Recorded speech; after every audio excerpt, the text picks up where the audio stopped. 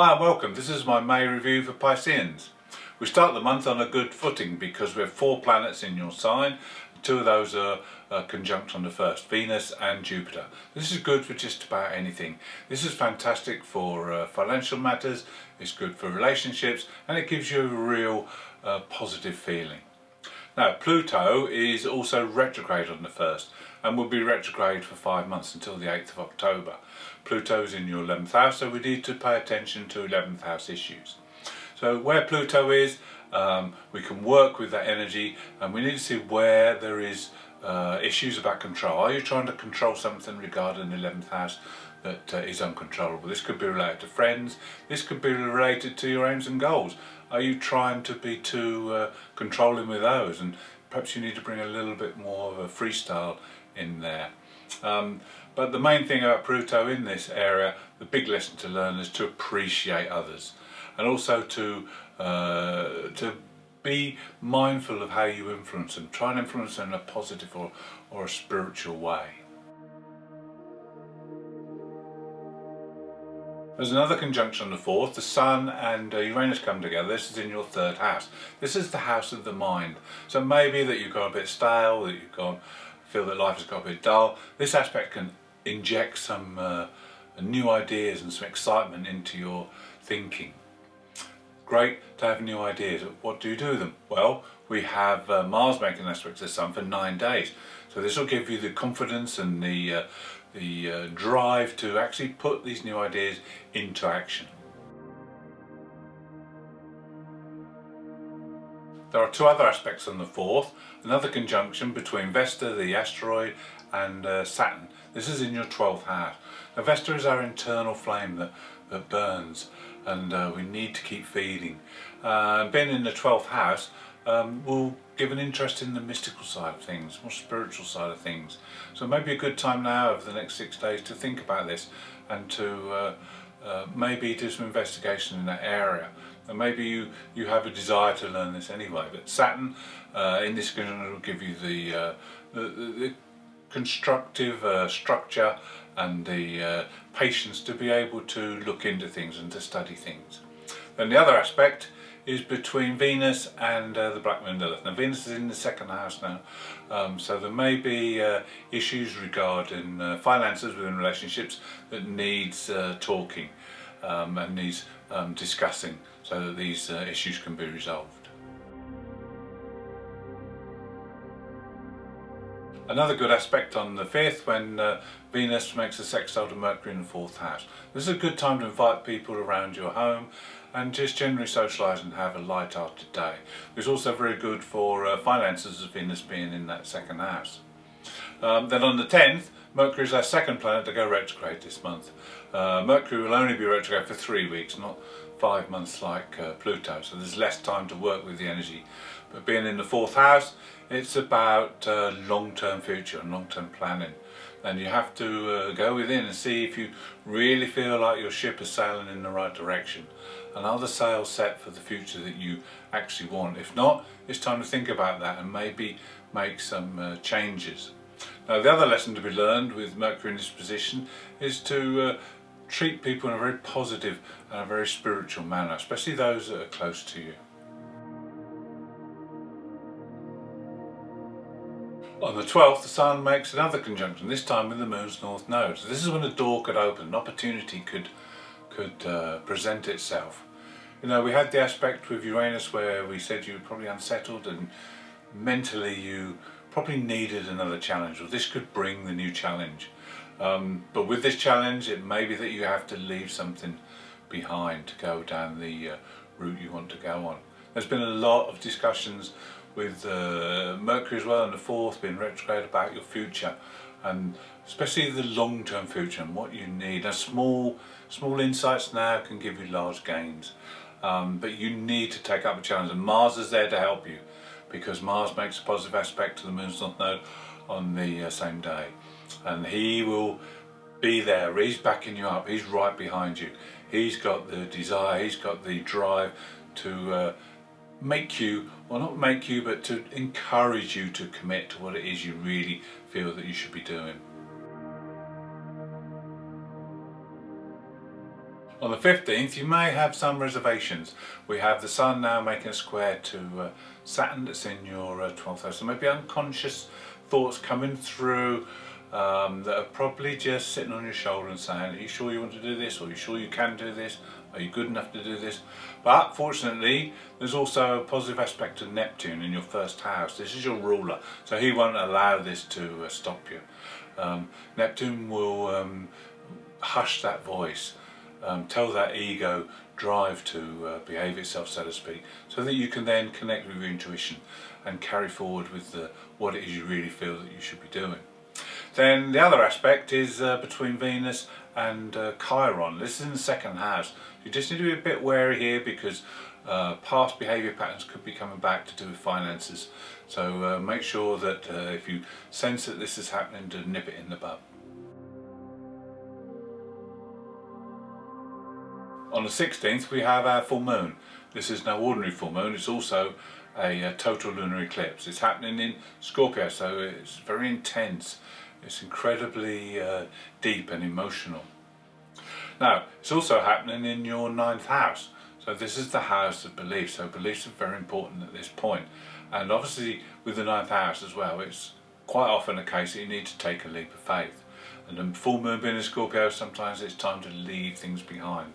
So this is building up a picture of the fact that you need to take a leap of faith. You maybe need to leave things behind and you need to follow your beliefs, follow your destiny. We had the conjunction with the North Node. This is our spiritual way forward. So it's time to follow that now. Opportunities will come up and you need to grasp them. The day after the full moon on the 17th, you may feel a little bit out of sorts because you've had all that intensity of the full moon. But then we have a conjunction between Mars and Neptune in your sign of Pisces. Now this is Mars, the planet of ego, coming up against Neptune, your ruler, who dissolves ego. So maybe don't you just feel out of sorts. You may feel light-headed, you may feel like you're suspended in mid-air, and you may find that you're just incapable of doing much at all. So it's a good day to just relax and let this one pass. It won't last for long. The next day we have the Sun making an aspect to Pluto. This is a positive aspect. So we mentioned about Pluto being retrograde. The Sun will get inspiration now into that Pluto retrograde, and you can maybe start to make some changes and transformations. On the 19th, Mercury Retrograde receives a positive aspect from Jupiter. This is time to start putting in work at home or behind the scenes in readiness for the big push when Mercury goes direct just over a week's time. On the 21st, the Sun conjuncts Mercury, and again it's more time to centre yourself, get yourself prepared, plan what you're going to do and how things are going to roll out. A very fortunate aspect on the 22nd, as the Sun makes a positive aspect with Jupiter, has now moved into your second house.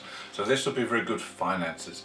This is a day when you might get some good news or some kind of opportunity to better your financial status. So also it might be a good day to buy a lotto ticket. Then we also have an aspect from Mars. Mars makes a positive aspect to Pluto. We spoke about Pluto in that 11th house. Mars will give energy and drive to help you make those necessary changes we spoke about and the transformations within that 11th house area, and perhaps interact more with friends and colleagues, and because you're bound to get more out of it with the more you put in. Another conjunction on the 23rd, we have Ceres, the asteroid, come together with the black moon Lilith.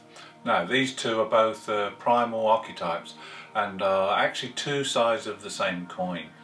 On one hand we have Ceres, who is the eternal mother and represents the nurturing side in us, and on the other side we have Lilith, who is the original sinner and represents the more promiscuous sexuality in us. So this, being in the 5th house of love affairs, could quite easily turn into an affair, a very intense affair, or if you can combine the two, if you're already in a relationship, this can deepen and strengthen a relationship when you combine the nurturing side with the sexual side. Now the other thing is, with this coming together, it could bring up unconscious feelings or thoughts from the past that will need to be dealt with. They may bring up some anger over issues that have maybe not been dealt with before, but they'll need to be honoured and then released. On the 24th, Venus makes a positive aspect to Saturn.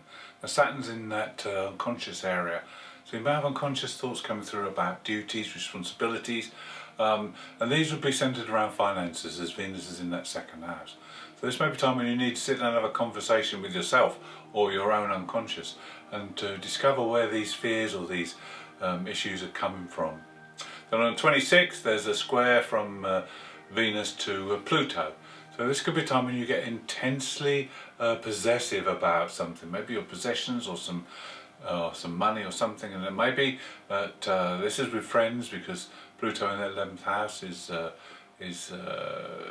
to do with friends and colleagues or group relationships. So there may be something that makes you possessive, so just be wary of that. On the 28th, we have one of the most powerful aspects you can imagine. Mars is now into Aries, makes a conjunction with Jupiter, who's also very well placed in the beginning of Aries. So we have immense physical prowess here. This is good if you're a sportsman, or if you're doing a project or want to do something that uses all your physical energy. You'll have this for 3 days. But it's also good for launching a new business enterprise, because it's in the second house for you. So this would be an ideal opportunity to start a new business or start a new project that would bring you money, because it's probably going to be a great success. Then 3 days later, on the 30th, we have Mars making another aspect, this time to the Black Moon Lilith. Now this is a square. The Black Moon, remembers, in your 5th house of love affairs. So there's tremendous passion here, tremendous passion and drive. So this has to be channeled well, otherwise it can run amok. So be very careful with that, and make sure that with all this Mars energy, if you're not using it up, you need to exercise, or you need to use this physical energy, otherwise it can turn inward and then end up with anger or irritation. On the 30th, we have our new moon. This new moon's in Gemini, and it's in your 4th house. Now we've been talking a lot about the 4th house with Mercury Retrograde there, and the Sun now moved into that 4th house. So this is perfect timing, because Mercury is about to go direct, and this is when your ship will steam full ahead.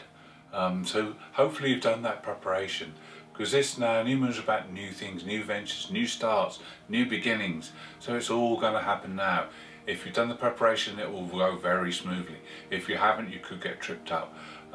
So you need to put all your attention into this 4th house area. This is centered around your long-term future. This is the main focus of this month, is to sort out your long-term future, so that you can now launch your ship and go in the direction that you are destined to. Thank you for watching my May review. I hope you've enjoyed it. If you have, please subscribe, and if you'd like to leave me a comment, I'll be glad to hear from you.